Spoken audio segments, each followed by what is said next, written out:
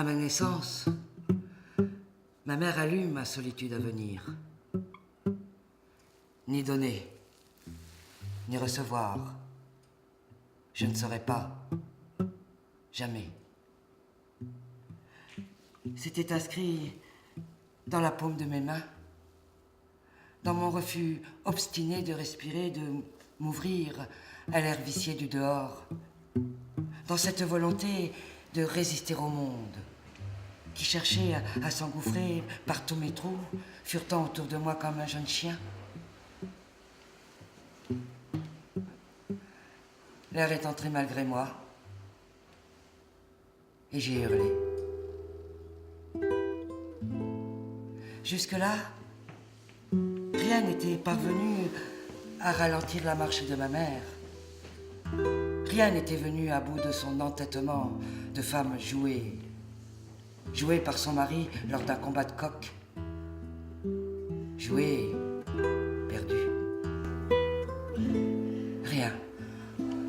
Ni la fatigue, ni la mer, ni les sables.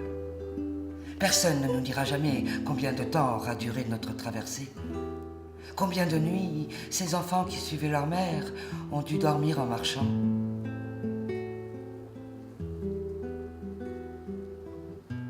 La vieille mauresque qui arrêtait ma mère en lui touchant le ventre. Celle qui a murmuré « Arabsi » comme un élève à mur et qui, armée d'une main et d'une parole, seule, face à la volonté furieuse de cette femme grosse d'une enfant, arrivée à terme depuis longtemps déjà, et qui voulait poursuivre sa route, et qui voulait marcher encore, bien qu'il lui marchait plus qu'il n'était possible, et qu'elle se sentit incapable de marcher davantage.